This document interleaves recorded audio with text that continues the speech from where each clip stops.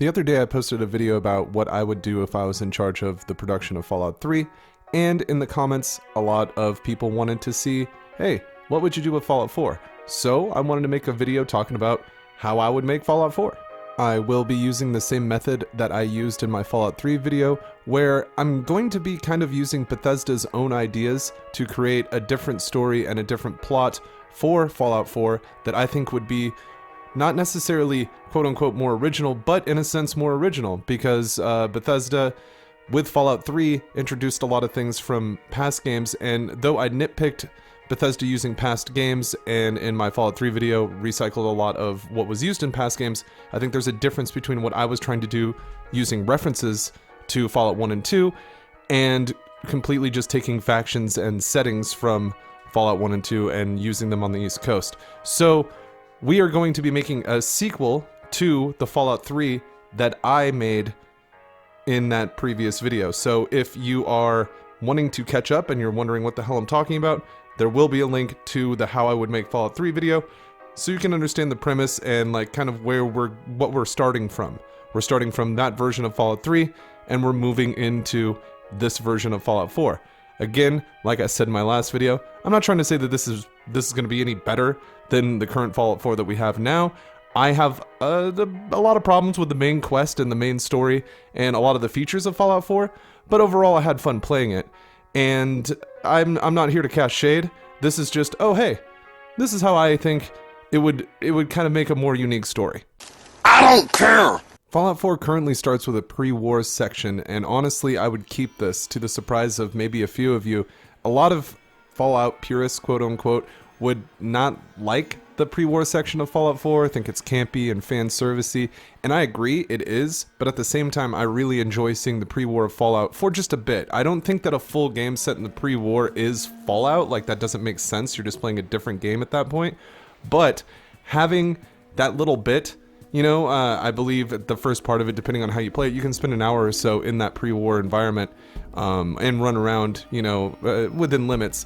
But I think it was a really cool way, like, to see the destruction of the world, and I think Bethesda did a good job at kind of putting that forward, though a lot of people probably didn't like it and think that it's unrealistic to see, and then you have the cryogenic storyline, which we're going to get into with our version of Fallout 4 as well.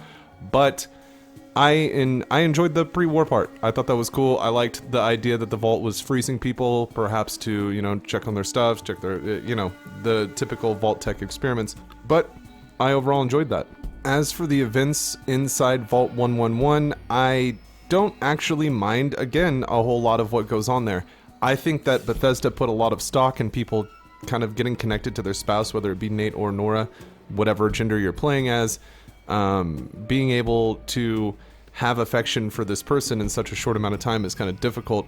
So seeing your spouse get murdered and the son be taken, I don't mind that staying in there, but Bethesda kind of put a lot of force into that, and our Fallout 4 is going to kind of try to be, the point of the game is going to be more discovering why you woke up in the first place. So maybe you see that scene, maybe you don't. Maybe we keep it more in mystery and you just wake up and the baby's gone and your spouse is dead and you don't really know, and you have to kind of, in fact I would kind of like that more. Instead of it being revealed right at the beginning, boom, Kellogg shoots your spouse, I'd kind of just like you to wake up in the vault and you look across and you're like, wait a minute, not only is the baby not there, but everybody's dead, including my spouse, so what happened here?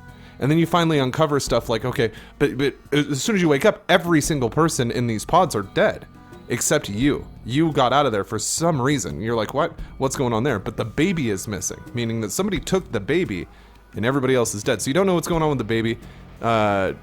Maybe with a higher, well, I guess the skills aren't really a thing there, maybe with a higher intelligence, let's go with that. Maybe with a higher intelligence build. And also, I don't mind the leveling system of Fallout 4 since we're talking about skills and things like that. I don't necessarily mind it, though it was incredibly stripped from what, if we could bring back the leveling system from New Vegas, implement that into Fallout 4 as opposed to the way that it works, I would like that a lot more, because then when picking our skills and all that kind of stuff, something like a medicine check could be used here, where you could see, oh, my spouse has a bullet hole in them, none of these other people do. If we use the same version of leveling, where you know how Fallout 4 works, then maybe it's just an intelligence check, but you don't see a lot of that in the game anyway. We would bring those things back in spades with Fallout 4, because honestly, that's one of my biggest complaints about the actual gameplay of Fallout 4 is how much they strip down the RPG elements. Regardless, we wake up in this vault and we're like, what the hell's going on? Spouse dead, baby gone, everybody else is dead. And then you continue to search through the vault, much of the same things happening, where you would go through the vault, you would learn that, like, oh, there was some kind of critical failure with the pods, that's why everybody's dead. For some reason, yours isn't. We're going to get to that with our plot of Fallout 4 here. But you're going to then ascend up, see Sanctuary, and even probably meet Preston Garvey and the rest of the Minutemen, where you meet them at the Museum of Freedom. The only difference is here with that battle with the Deathclaw and all that kind of stuff, that won't even happen here. We won't see a Deathclaw. A Deathclaw would be saved for something like an Easter egg in this game, because like in my version of Fallout 3, we're not reusing a bunch of the stuff that we saw on the west coast of Fallout. We're not reusing Deathclaws a whole bunch. We're not reusing super mutants. Ghouls are more plentiful on the East Coast in my versions, and other things that we can come up with on the East Coast that make sense. The Mirelurks are a great introduction to the series, and I think that Bethesda did a great job using them, and we'd use a lot of them too. The Mirelurk Queen, things like that. We'd see these things as well. We just would not see super mutants in any capacity, and maybe one kind of Deathclaw. You know, maybe the Witchcraft Museum Deathclaw remains as like an Easter egg, a throwback to the past series, but not anything to be taken canon because it's just one Deathclaw. We wouldn't see a lot of those. They'd be replaced with something. Off the top of my head, I don't really know, because as you know, when I do these videos, these are freeform from the top of my head, and just kind of like me brainstorming off the top, like, damn, okay, this is what I do, this is what I do. But with Deathclaws, as I said in the comments of my Fallout 3 video, we wouldn't see a lot of them. They'd be saved for something like an Easter egg. Same with bottle caps as a currency. We wouldn't see that. We'd see whatever currency we used in Fallout 3, which I didn't touch on in that video. But like Cadenza said in the comments of one of my, the Fallout 3 is a fan game video, the bottle caps as a currency is silly, and it doesn't make sense. It's not backed by water like it is in the first two games, and then also in the first two games, it's almost non-existent in Fallout 2. It doesn't really exist. It's kind of an Easter egg, which is how it would be in my versions of Fallout 3 and 4. So we would use more of a centralized currency from the East Coast. There's printing presses and all kinds of things in Washington, D.C., where people could have established their own currency backed by something. And though we're not really diving into that because we're kind of just talking about the main plot, it is something I wanted to address. Going back to Concord, and when we would meet the Minutemen and Preston Garvey, we wouldn't see the Deathclaw battle in the power armor. The reason I say that is because I think it's really, really silly to introduce such a thing right at the beginning of the game. I understand that Bethesda was kind of trying to show people the way power armor is going to work, so they gave them this like low-level power armor and showed that power armor is going to, you know, you can level it. As you level it, get stronger, you can make it better, things like that. But I just didn't like it at the beginning anyway. They give you a minigun and a power armor and put you up against the strongest enemy in the game and you win. You know what I mean? So we wouldn't see the power armor at the beginning is what I'm trying to say. This mini boss fight wouldn't exist. It would be overrun with raiders like we see, and maybe there would be kind of like a tougher raider like we saw also with like Grizzle or whatever.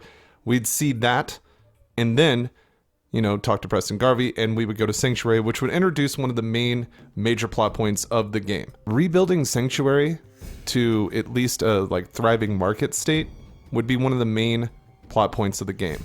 You emerge from this vault, you have no idea what's going on. Yes, your son is missing. Yes, that could be important to you if you decide that it's important to you, and this, of course, is kind of still part of the plot, but we are looking at Sanctuary. Once introduced to the Minutemen, once you learn how to craft, once you learn how to start building everything, and you can get into the workshop and do that, making Sanctuary a nice hub for the Commonwealth would be one of the main goals. Now, would this be avoidable and choosable? In a sense, yes, but at the same time, basic building would be required in my version of Fallout 4. The reason is I thought Bethesda was kind of too cosmetic and too loosey-goosey with their building features in Fallout 4. It was nice to see. Then they were saying that, oh, you know, we're not going to put too much stock into this, and then like half the DLCs were only for the building like side of things. And I think that if the building had more gravity to it, if making a settlement viable had a lot more gravity to it and it drove the main story, like, oh, you know, you would unlock certain amount of quests like we kind of see in the game, where if you do enough Radiant quests for Garvey, he sends you to the castle, then you got to clear out the castle and Mirelurk Queen. it would kind of be like that with Sanctuary as well, where yes, there would be this the Minutemen are trying to like build up their army and be stronger again and be their former selves, but they want to rebuild Sanctuary. They want Sanctuary to be this hub, and that's going to be kind of like your goal too. Like you're becoming a part of this community, this settlement. Now, the choice comes into it's like, yes, you could ignore that, but in my version of Fallout 4, raiding and being a raider would be a viable option, just like kind of how we see it in Nuka World. You would come across, you had to fight raiders at the beginning to meet Garvey, but after leaving Sanctuary a second time, you would run into a raider, almost kind of how you run into Dogmeat, and Dogmeat would still be there and everything, but going towards Concord again, you would run into like a raider situation where he'd be like, listen, you could rebuild the Commonwealth like the Minutemen want to, or you could raid the Commonwealth, raid the settlements, and then, take care of the raider gangs. We see a lot of potential in you. So there would be that kind of a choice, because I enjoy that kind of a choice, and though it kind of seems shoehorned in, I think that having the choice to be able, because we're going to have this like building mechanic in Fallout 4 that actually has gravity, I'd want there to be some kind of variable to it. I want there to be, you can choose the Minutemen side and kind of rebuild the Commonwealth for the greater good and things like that, or you could choose the Raider faction and kind of you'd still be rebuilding the Commonwealth, but in a much darker way, and obviously you'd be able to raid settlements like you do with the Nuka World DLC, but this would just be like a main feature in the game. All of these things would have a gravitational effect on the main plot line, which we're going to get to, but in a sense, this is just kind of like the supporting story. This is the supporting story of the game of, the Commonwealth needs to be rebuilt by some means, by some form of means. And one would say, well, how come I have to work with the Raiders? How come I have to work with the Minutemen? Why couldn't I just do this independently? And I guess that could technically be an option. I'm just saying story-wise. Like, for a decent story mechanic, I think having those two, the Minutemen and the Raider factions, being from the Commonwealth altogether, kind of vying for that, being at the same level, and you can either raise up the Minutemen or you can raise up this Raider faction. And you know what? It's our game, so you can even name your Raider faction, whatever you want to name it. And, there you go. You can claim the Wasteland as your Raider faction. I enjoy that mechanic, but again, this isn't going to be like the main plot point. It's just a significant plot point in the game where rebuilding actually matters. It has gravity, and it will affect the end game in a way. In a way, it will affect the end game and the post game, because unlike my Fallout 3 version, I do think that with the plot that we're going with in the Fallout 4 version that I'm making here, playing after the main quest would be, fine, and also kind of expected. I understand a lot of people are like, why don't you like playing after the main quest of Fallout games? I just think I like it when the story ends. I just think it's cool to be like, there's the end of the story, I did it, here's all the things and how they affect. In Fallout, you get the slideshow at the end, shows you how all your choices affected things, and I've always liked that. And yes, of course, you could, in theory, play the post-game after these slides. I'm just saying, it's nice to just be like, boom, story's over, get what you need done in between point A and point B. Do all the side quests, explore everything, but it ends at point B. So we would be able to play after this version of Fallout, and we're going to get into the main quest line here now. So much like our version of Fallout 3, there'd be a couple of main factions. And the main factions that we'd see in this version of Fallout 4 are pretty much the same as the ones that we see in the real version of Fallout 4. The biggest difference being that the Brotherhood doesn't exist here on the East Coast. It didn't in my version of Fallout 3, and it doesn't right now. There's no remnants of the Brotherhood. They never came over here. It doesn't make sense. And in my versions of the games, they don't exist on the East Coast. It's not that I am totally anti-Brotherhood and hate them or whatever, even though I strongly dislike what Bethesda's done with them. I just don't think in my little headcanon, well, it's not my headcanon, but in this version of the game, in this alternative timeline, the Brotherhood never made it to the East Coast because I think it's silly. Anyway, so we have the Institute, the Minutemen, and the Railroad. Now, the Railroad and the Institute, we heard a bit about in my version of Fallout 3, though I didn't bring up the Railroad in my last video. We can assume that they had the same kind of pull that the Institute did in the Capital Wasteland area. We see a bit of references to them, and we hear about them behind the scenes, but we don't really interact with them super directly, and they just kind of sound like a myth. In this game, they're going to be a full force faction like we see in the Fallout 4 version that we have now. Now, the big war, obviously, where we're going to be like, it's the Institute, it's the Commonwealth Minutemen, and it's the Railroad. we're still going to have that dynamic. Now, this is where it comes like a little bit differently in my version. There's also this Raider faction. I guess that could take the place of the Brotherhood in this. But depending on if you chose the Raider faction or not, they would now be present in this big war, because we can almost look at that as an independent situation, because just because you're a quote-unquote Raider doesn't mean you have to be super evil or anything like that. It's just your way of life in the post-apocalypse. So these guys, if you choose to be with the Raiders, it's just pretty much another faction that is vying for control of that situation at the end. Now, the Institute, being the nefarious being that they are, we're still going to have this option, no matter what we chose below in that first tier of story that I was talking about. We're still going to have an option to support these at least two major factions that we're dealing with, the Institute and the Railroad. The Institute is claiming, hey, we made the synths, they're our property, and we have every right to reclaim them and get them back. And also, we're still hearing about the possibility of them kidnapping people and killing people and things like that in the night, stealing people away and replacing them. And so people have that Institute fear worked into them in this version of Fallout 4 as well. But with the Institute, we're going to have a little twist in my version of Fallout 4 that kind of stems from a fan theory in the real version of Fallout 4. And in my version, you are 100% actually a synth. This is where it's going to be much different than Fallout 4. It explains a lot if you are a synth, but also it's going to explain why you survived Vault 101. Every other pod was decimated. It was destroyed. There was a malfunction. The baby was missing. You don't know anything about that, but we're going to find out about that in Kellogg's memory sequences. See where I'm going with that? That way you didn't know beforehand. You find out in this big reveal in the middle of the game. Regardless, you survived 101 because an Institute course or whatever put a synth version of you in the pod, ran away, and Father, Sean, opened up the pod and, did all this work to see what would happen if one of his parents survived and got out into the post-apocalypse, because he wants to know. He wants to know, would they even come look for me? You know what I mean? So that is the main plot line of the game, and you figure a lot of this out in Kellogg's memory sequence. Like we would see in the real version of Fallout 4, we'd see all these different things in Kellogg's past, but we would also see him murder the spouse. We would also see him show up at the Institute and talk about this. We'd see him with Sean, and we'd see, all the things that we normally see there. Except this time, it being revealed that, oh, this is the guy that killed our parent. Now, our spouse. But now you may be thinking, well, where's the revenge angle come in from if you don't know that Kellogg is the one? You would find out about this maybe even through Nick Valentine. We can use him here. Being a sleuth, he could be like, oh, the Vault 101 mishap. Yeah, like everybody, like he's heard about it, because he's looked into it. And he could tell you like, oh, Kellogg was rooting around over there. And then you're like, who's Kellogg? And it's like, oh, he has Institute ties. You find out about that. You're like, well, I need to figure out about this because I need to learn about the Institute. Boom, here we are. You know what I mean? It doesn't take a whole lot of strings to tie, but I just like the reveal being later on in the game. So you're like, oh, son of a bitch, my spouse actually got murdered, and that's why they didn't survive, but nobody else survived because of malfunction, and apparently you didn't survive either, which you would find out about you being a synth once you got to the Institute. So let's talk about the Institute. Now, I was both disappointed and highly excited about the Institute in Fallout 4. I thought the reveal of it was nice, but I thought that though it was like unlike anything we'd seen in the Wasteland thus far, it could have been a bit more advanced, but I feel like that's nitpicky at this point.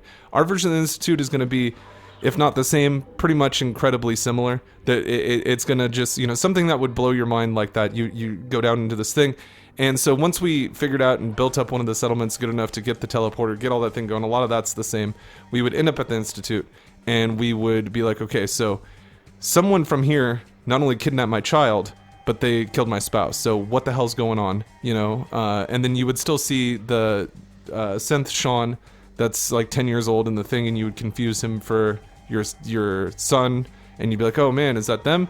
And like, because you didn't have a lot of vested interest in this before, you may now, because at this point you've gone through all this stuff, and you've now learned like, oh shit, these guys did something with my baby and killed my spouse, and for some reason, I'm still alive. What the hell's going on here? I feel like that gives you a bit more of a like, what the hell's going on? So anyway, that's when Sean tells you, hey, I'm actually your son.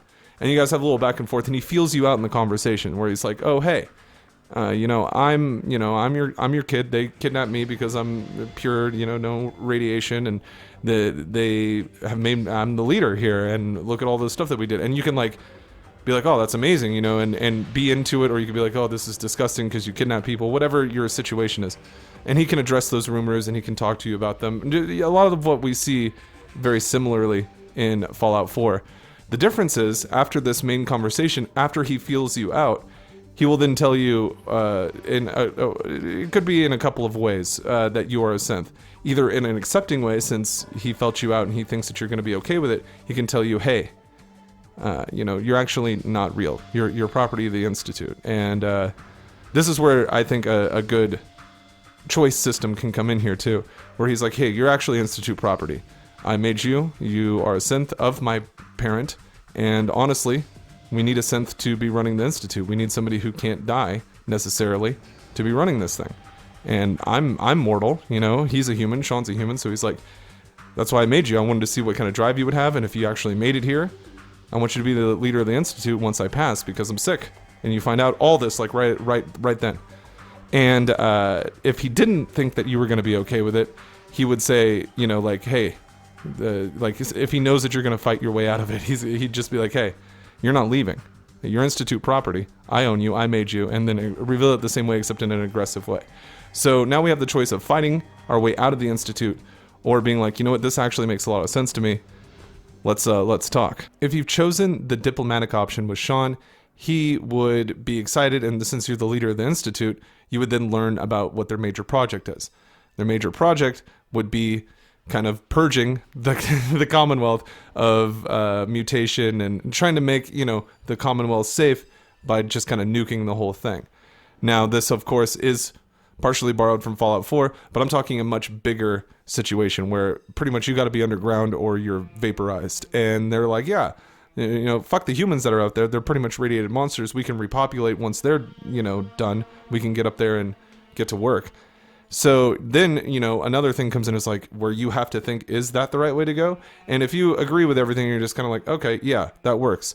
But alternatively, if you fought your way out, you would learn this information from like a rogue scientist where he'd be like, hey, they're going to blow everything up. I want to be with you. So this rogue Institute scientist would come with you if you fought your way out. Now comes the big choice.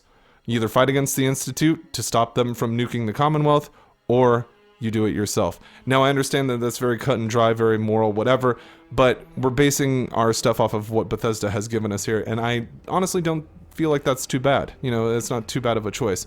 One route, obviously, leads to, quote-unquote, the destruction of the Commonwealth, but it could be for the greater good, and the other, you're saving a ton of lives. So that's kind of where we would end our main story on that, and the post-game would consist of however you built up your settlements and stuff, kind of running your settlements, looting different places, working for whatever faction that you sided with, and kind of like strengthening the influence post-game. If you chose the Institute, it would be raiding settlements as the Institute. Any survivors would either have to come with you or, whatever you decide, it's your choice, but that's how we'd handle post-game. And the same goes for the other side, where you would go and in-gooden the rest of the settlements with your white knightery. But that just about covers it. That's a lot of the changes I would make to the main plot of Fallout 4, in my opinion, to make it a little bit more unique and a little bit better. I don't know. That's for you to decide. To me, it would be better. Who knows how you feel about that? Tell me how you feel about that in the comments, like we did with the Fallout 3 one. I try to respond to all the ones that I read, and I try to read all of them.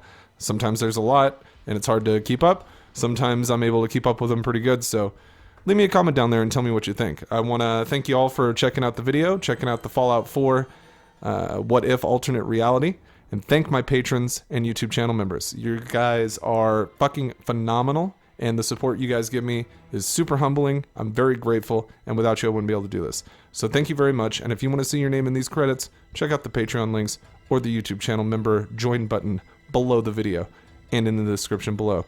Thank you guys very much. I'll see you on the next one. It has been Mantis. I gotta testify. Come up in the spot looking extra fly. For the day you die, you gon' touch the sky. You gon' touch the sky, baby girl. Testify. Come up in the spot looking